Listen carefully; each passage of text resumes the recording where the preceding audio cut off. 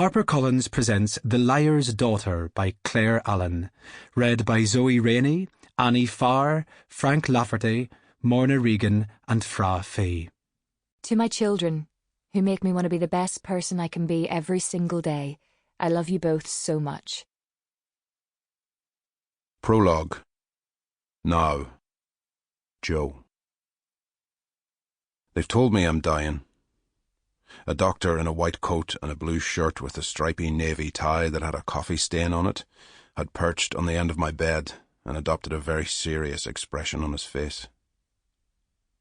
A nurse, who I'd heard give out to her colleagues about the lack of resources on the ward and how she was getting sick, sore and tired of working her arse off for too much responsibility and not enough money, had pulled the clinical blue curtain around my bed to afford me some privacy.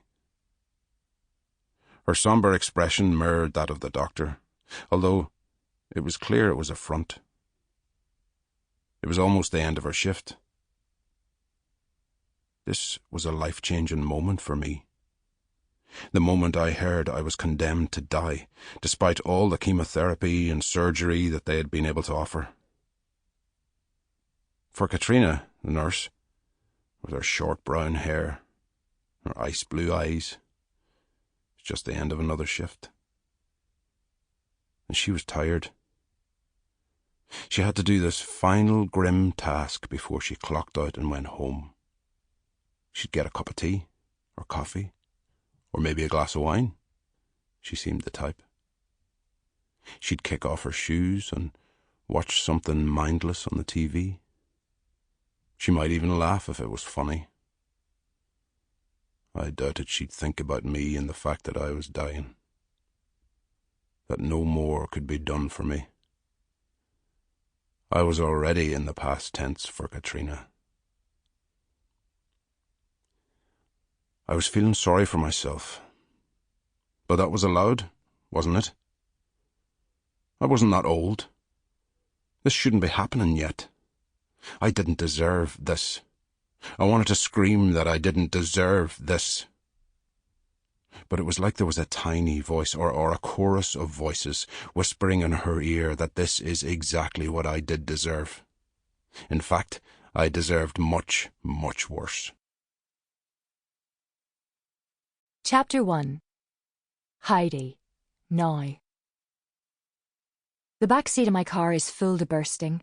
Lily is bundled up in her car seat, asleep and blissfully ignorant of the strained atmosphere between her fellow passengers. A weekend bag filled with pyjamas and underpants to be laundered, a toilet bag containing a razor, toothbrush, soap and shaving foam sits beside her. A plastic patient's property bag sits in the footwell. It's loaded with boxes of medication, dressings, instructions that I will have to will my postpartum brain into reading and understanding once we're back at Joe's house. I won't call it home. It ceased to be my home the moment my mother died, also from cancer.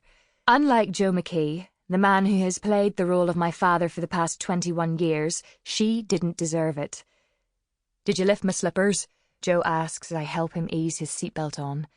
He is still sore, still tender from the operation to try to remove the tumour found in his lung, except that they find it had company, all through his body.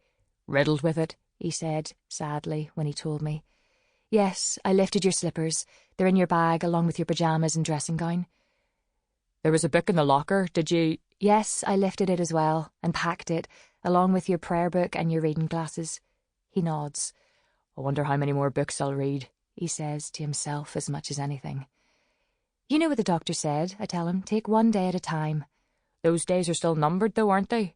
I doubt I'll see the spring." He looks out onto the bleak grey car park of Altmagelvin Hospital, on the very outskirts of Derry, Belfast in one direction and the city centre in the other. The sky is almost as dark as the tarmac below us, heavy and angry looking. It seems apt. Joe has always liked spring, more so as he grew older and found comfort in God.